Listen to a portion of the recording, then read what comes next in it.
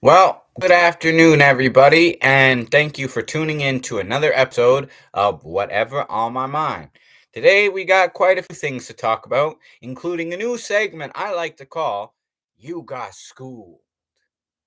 So, what I'm basically going to do is I'm going to present some certain situations that have come up recently where somebody tried to give me some bullshit, basically, and I fact checked them, but in a literal sense of real life, right? So, not even to be arrogant, but just what they said was kind of contradictory to fact in entirety. So, I had to kind of point it out. It's just kind of absurd, really.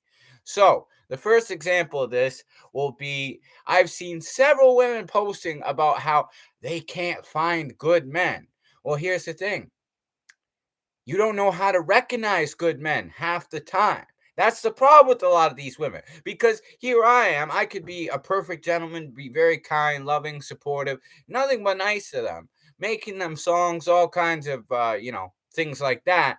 And they treat me like I'm garbage. Like, oh, you're just afraid. You're not really that good. Well, that's exactly why you say you can't find good men. Because here you have a good man right here and you can't even recognize them enough to appreciate them. So obviously, if you're incapable of recognizing and appreciating a good man that's right in front of you, you're obviously not going to be able to find good men. So it's not that you can't find good men, it's not that there are no good men.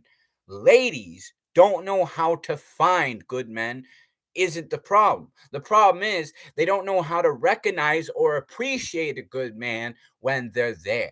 So you got schooled right off the bat. Another thing will be there was actually a religious sort of argument. This woman telling me, "Oh, you need to find God. You need to find God." And I had to fact check them and basically say, like, look, you might be Muslim, some people might be Christian, some people might be Jewish. I'm Buddhist. Now, just because I'm Buddhist doesn't mean I don't see the value of what you're trying to teach me. However, all four of those religions are all bound together by a single principle that unites all of us. That's why we shouldn't judge other religions. As Buddhist, as a Risho Kosakai Buddhist myself, I have been taught to see the value of what other faiths are trying to teach, to learn from them, to not judge them or determine that they have the wrong way of thinking. We are all on our own individual spiritual path. Now, that doesn't mean I can't learn from them, even if my faith is different. And that's what they don't seem to understand. They wanted to tell me, you need to find God and yada, yada, yada. And I explained, like, look, okay, Jesus said that you are to love thy neighbor, to love everybody. Love is the centerpiece of all. And Buddhism, Buddha once said that the crowning jewel of enlightenment is to love your enemy. Pretty similar. That's because it's all about love, being kind, being good. You want to look at Islam. It's all about good deeds. You're supposed to present yourself in a positive, loving, kind, friendly way because that's going to accumulate good deeds for you in the afterlife.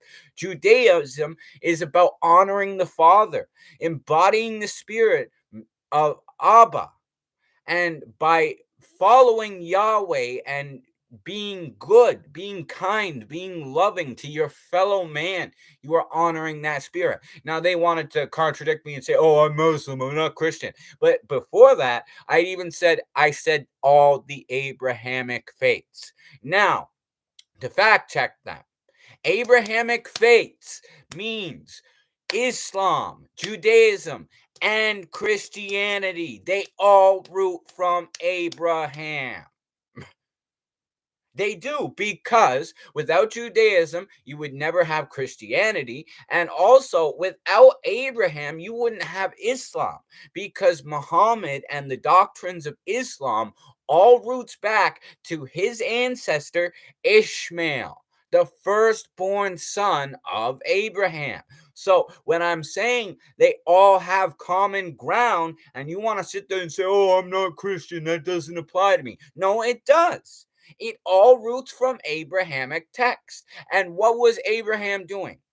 He was being compassionate. He was being loving and kind. In the Bible, it says that even when he sent Hagar and Ishmael away, he still prayed for them. He still felt a pain in his heart and he had love for them. He wished that God would protect them.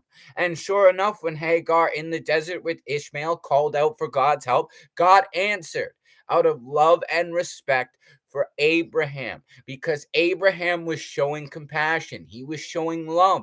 The reason he sent them away, even though it was hard, he deemed that it was best to try and show compassion and love to his original wife, Sarah.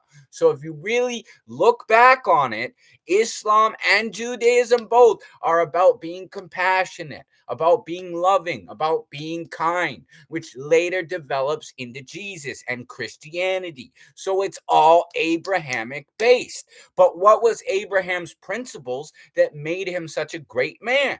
He was compassionate. He was kind. He was loving. If you notice, Abraham never tried to fight with anybody. There were times he could have fought. He could have rebelled against the Pharaoh. He could have fought Sarah. He could have fought all these things. He didn't even fight God when God asked him to do something he deemed was questionable, which was sacrifice Isaac. He believed that if it was God's will, that he shouldn't fight against it, that he should try to be understanding, to seek the knowledge and the wisdom of what God was trying to teach him. Obviously, God told him at the last minute, don't. It was a test, but it was a test to see if Abraham was really willing to be open minded enough to receive the lesson that God was trying to teach him, to be good, to be understanding, to be compassionate. And that's why, even as he was preparing to do what he thought he had to do, in his heart, it explains, he was actually asking God to, if he had to kill Isaac, if he had to slay him, that he would be merciful and it would be painless. And that was how he planned to approach it. So, if you really think about it, Abraham was doing the exact same thing that Jesus teaches and that Buddha's teaching. Where do all those religions stem from?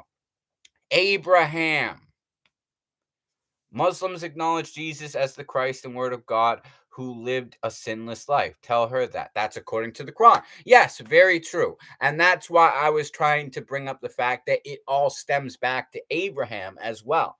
Now, different books have different reiterations, but the majority of it is the same principles in play.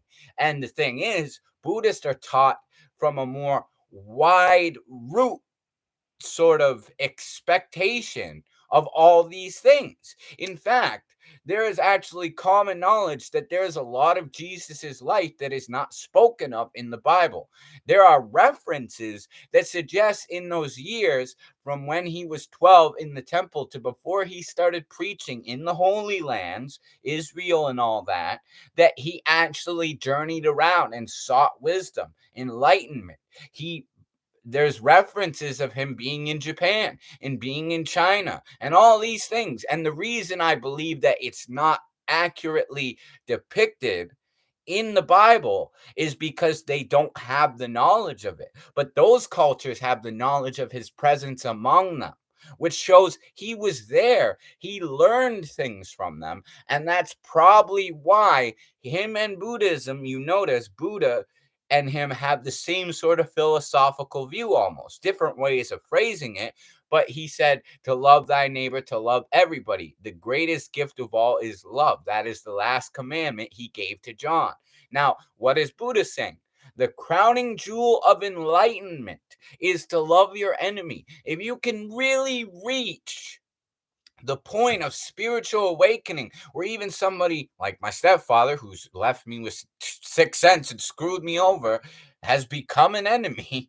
If you can love somebody like that, then you have reached enlightenment. Now, I'm not fully there yet. We're all mortals. We all make mistakes. Nobody is perfect. But lately, I've been taking a step back and I've been trying to examine, okay, what put him in this position? What created these things that made him act this way towards me? That's what Buddhism teaches. That's why I like Buddhism, because if anything, it has enhanced the knowledge that I gained all the years that I was Catholic first, then I was Muslim, and then I was Seventh day Adventist, which is pretty much the equivalent of being a Jewish Christian. Because unless you're born Jewish, you can't physically become Jewish as a man. You have to be born Jewish as a man to be a Jew. However, if you follow the Seventh day Adventist teachings, you're honoring the Old Testament, every part of it. You don't contradict the Old Testament like a lot of Christians do. Seventh day Adventists value the Old Testament because it is the root of everything. We still accept Jesus and all that, so that is maybe the one major difference. They don't accept Jesus. However, if you apply what the Jews were teaching, you see that it ties more into what Jesus was teaching all along. That he didn't come to get rid of the Old Testament, he came to fulfill it. So, she got schooled, needless to say, right? So yeah, that's some of the things that's been on my mind. And of course, I finished up the last review. I'm going to be working on reading Under the Dome. When I finish that, that will be review number 34. And yeah, as far as music, I have a lot of albums sitting there that I just don't have the money to master at the moment, right? So hopefully in the future things will improve, necessary opportunities will come along, and I'll be able to pay the mastering fees to master these albums and release them. But until then, I don't know. I also really want to go back and play Majora's Mask and Ocarina of Time. I'm kind of praying for some sort of miracle that will allow me to do that. I know they have emulators on computers, but it's just not the same without the original controller. In fact, I tried playing one. I made it all the way to the Fire Temple, and where you get the Megaton Hammer, you got to use the analog stick to go in a diagonal. You can't with normal arrow keys. It's just impossible. I tried it over and over again. And I know you could get like Xbox controllers and plug it in, but that's too much work for me. Like honestly, if I got to go that far, I might as well go the whole extra step and get a whole N64 and the original games, plus the expansion pack, which you need for Majora's Mask, right? So, oh, Abs up in here said we can hate the sin while loving the sinner, like loving a food and hating its contaminant. Or so the idea goes. Yeah, very well said. I agree with that totally. And with many people, that's kind of the way it is. It's not to say that, like, I don't appreciate the good of what he did, but at the same time, he's doing what he did to me, taking the money and making me only have 6 cents purely out of greed because he has more in his bank account than I've made in my entire life. He doesn't need the money. He's doing it because he couldn't stand to see me happy after I came back from Japan. But do you want to know something? Karma is already kicking him in the ass. I first hand saw that yesterday because he's got to help pay for my mom's dental surgery and her dentures and all that, and it's very costly. But then her car's also got a lot of problems, and guess who's got to pay for that too? So he took that money from me, but it didn't benefit him because he took it with a negative intention. He took it out of greed. So do you notice the universe is like, oh, okay, you want to be greedy and take money where you don't need to? Okay, well, here's more expenses for you to take care of because you did it in a non-positive karmic way. So negative karma has to catch up. And the more he takes, the more negative karma he'll create for himself. So knowing that, me and my Buddhist mentor were actually talking about it. He's kind of like the skull kid. His own darkness, his own negative karma has consumed him. That it's the mask is the darkness. The Majora's Mask would be his darkness. He's just a skull kid. He's just a puppet to it. He's getting used to internalize the negative karma because he can't confront his son and deal with him. My mentor even said he should confront him. He should talk to him. They both should go to therapy and work through this if they wanted to better themselves. They won't. So there is nothing I can do but wish him well, pity him in a sense, and leave the universe to sort things out. Because if I go attacking him or doing anything negative to him, that's just going to create negative karma for me. And I don't want that. So it's best to let the universe handle it. And that's why, like the whole example of Majora's Mask, my mentor actually loved that I brought that up because he said that's exactly what it is. The negative karma is his Majora's Mask, and he's just a skull kid. He's getting used as a puppet. He's unaware that he is enacting everything that he is holding inside. All his own sadness and anger and sorrow is built up. So when you realize it from that standpoint, I can't help but pity him. I mean, yeah, it's terrible what he's doing, and yeah, I was angry at the bastard for that. No offense, I was.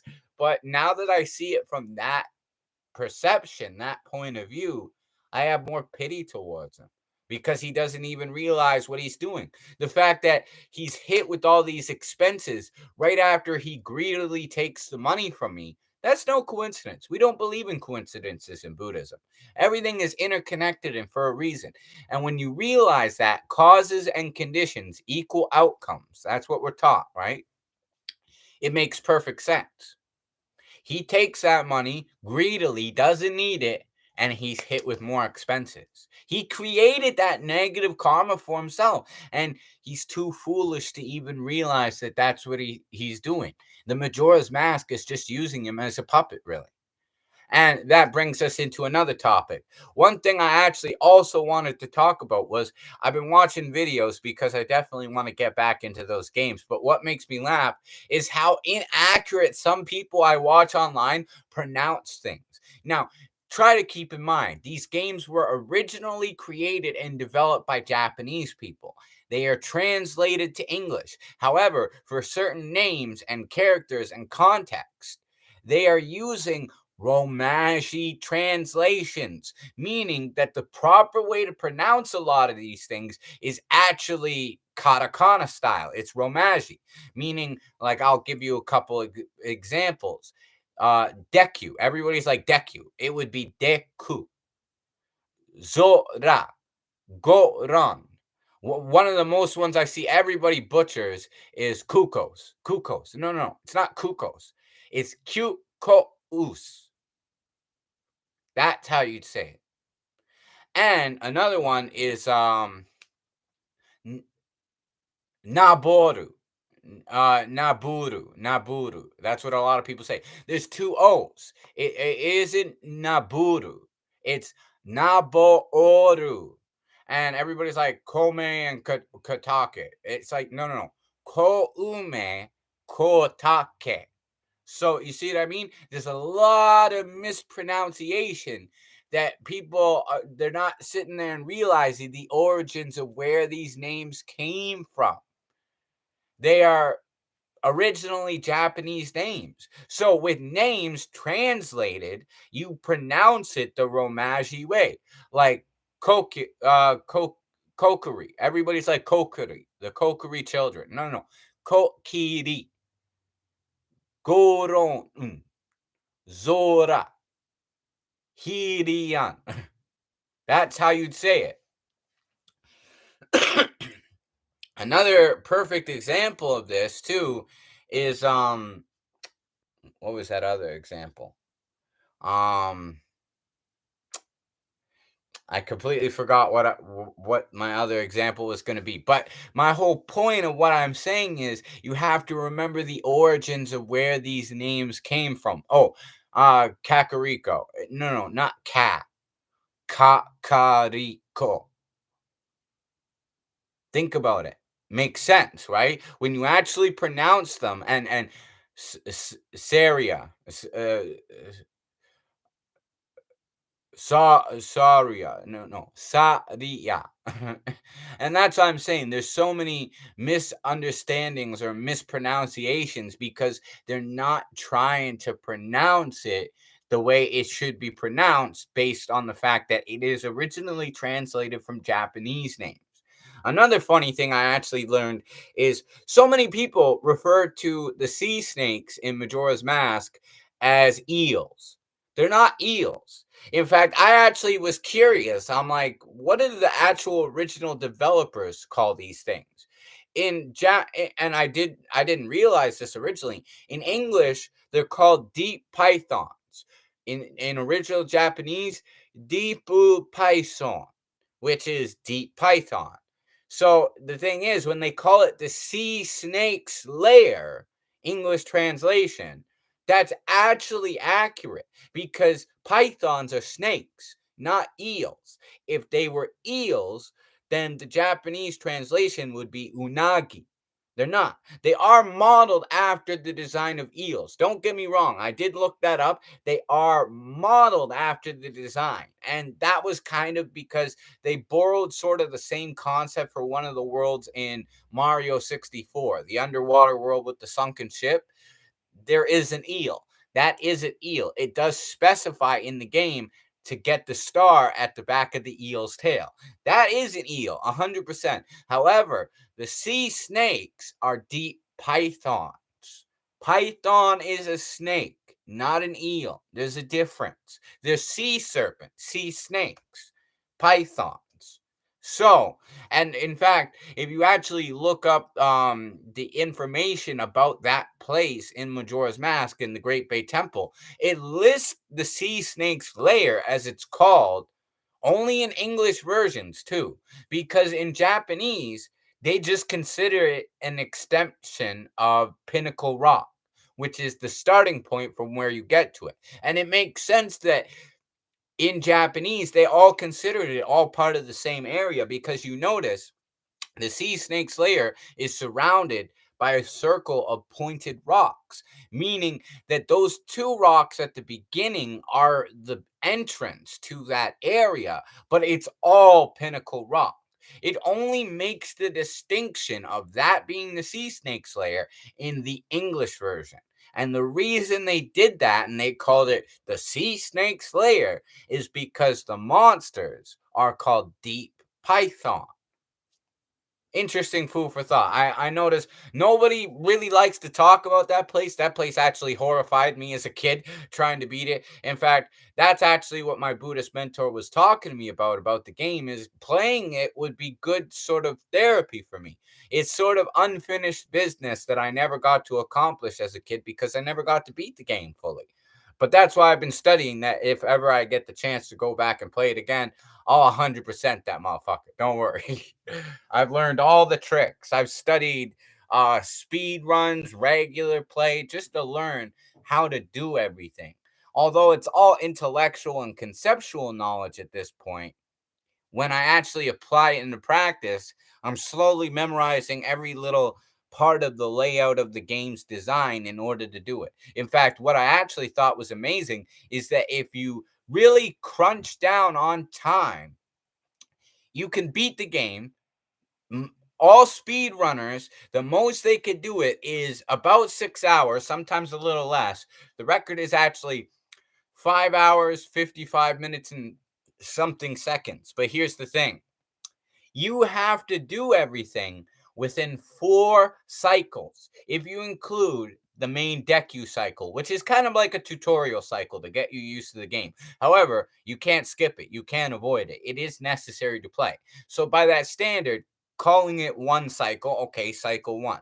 With the second cycle, you have to cram so much into that first cycle in order to possibly beat everything in 4 cycles, but it can be done. I've seen it. And I understand in theory how that whole process works, because if you are able to get the bow on the first day, get to the mountains, get the lens of truth, get the Goron mask, get the fire arrows and the powder keg, you get to Romani Ranch,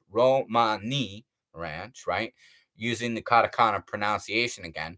You get Epona, and if you beat the mini game, to get Epona's song, Epona, hi, because once again, Romaji pronunciation. So, and yeah, see, that's why I was fascinated learning all the lore and the history of all this, right? It's just, it was so interesting to me. And plus, like, I want to kind of study and prepare for when the time comes to play these games again. But yeah, as I was saying, yeah, you get the bow from Woodfall Temple, the Sonata of Awakening, all that. You go to the mountain region, you get the Goron mask, you get the Lens of Truth, the fire arrows, and then you go to Romani Ranch. You use the powder cake because you had to complete the trial to get it. You blow up the boulder. You got to get to Romani for the first day in order to get Epona. So once you get Epona and you have the song, it's you can access every area. So by cleverly plotting side quest in between and managing your time. You also have to save the ranch the first cycle from the aliens, them as they're called. They're not actually given an in-game name, but they're based on like a supernatural legend of some like alien ghost-like creatures in West Virginia or something, which is kind of cool. But yeah, you have to do that. You complete the two spider houses to get all the wallets. You get the hook shot. You do certain things. It is actually possible to beat the game in 4 in-game cycles. And mostly what you would be doing for the last cycle is just getting the piece of hearts, playing a bunch of mini games to catch up on your pieces of hearts, and finishing all the extra little amounts of the game. It says chat disconnected. Please wait while we try to reconnect you. I don't know. Maybe it's some sort of internet glitch. I don't know what's going on.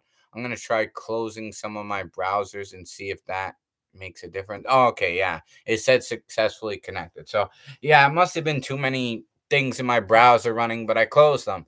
But yeah, that's basically the strategy for accomplishing it.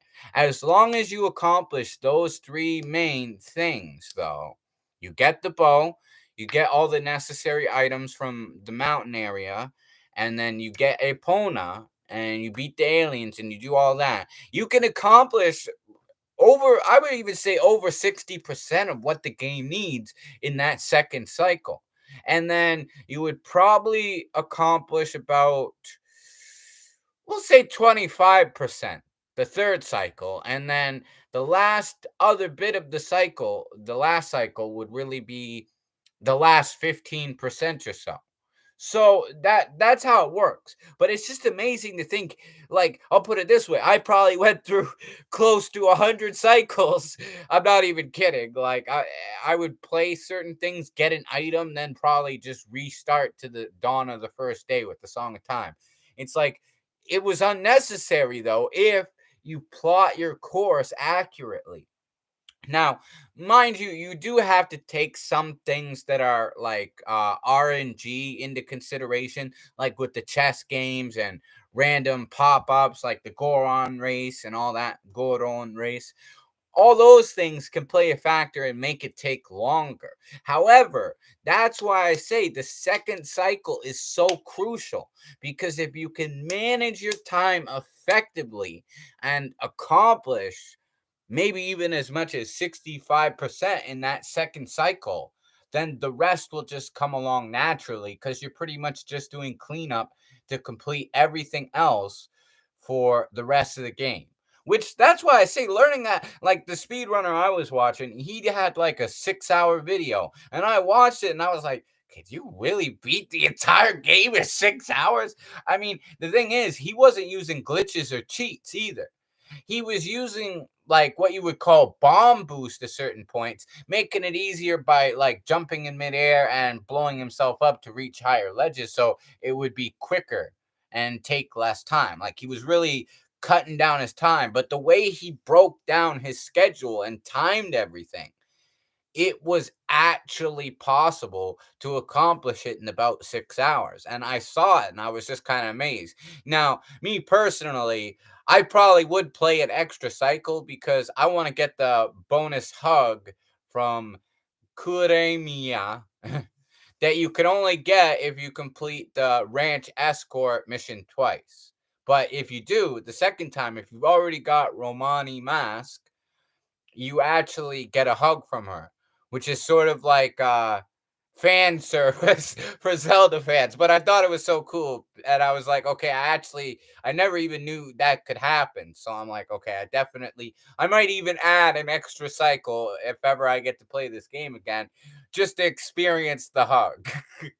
And plus, if you have the circus leader's mask, you could literally put that on, and the Gorman brothers wearing the Garo hoods that are trying to rob the cart, the buggy, will see their brother's crying face and they won't shoot. They won't try to rob. They'll just start moping and crying and stop trying to chase you. So I was like, oh, well, the second time around, if you already got that mask, that would be that much easier. And then you could do it literally just to get the hug, which is probably why I would do it. Not gonna lie, just because I never even knew you could experience that. So just knowing that, like, I definitely want to see that for the first time with my own eyes. But realistically, do I think I could do it in 4 cycles? Not right away. Based on everything I've seen, it still seems like it'd be quite challenging, and you would have to master the game to even get to that point of being able to beat it in that little cycles. So realistically, I think I could do it in 6. Maybe a little more, give or take, if some things are really difficult. But I would definitely use like the speed run glitchless playthrough like as a guide to kind of try to follow to accomplish as much as I could in the shortest amount of time. But like I said, if I was, let's say, magically able to complete it in 4 cycles, I would add a fifth extra cycle just to get that hug from Kuramia, because I think that's kind of cool that you could do that, right? So, yeah, that's our show for today. As you could imagine, I know pretty random stuff we're talking about, but hey, that's the nature of the show. Whatever on my mind, right? So, you guys got a taste of everything that's been popping on my mind lately. Hopefully, some of it was informative, funny, inspirational, whatever the case was. And of course, shout outs to Abs up in here. Appreciate you watching and supporting the channel and all that goodness. So, until next time, hopefully in a week or so, we'll come back with another episode. Now that I don't have the reviews, there'll be a lot more free time. I could probably try and make an episode every week or so. So until then, take care and matinee. Peace out.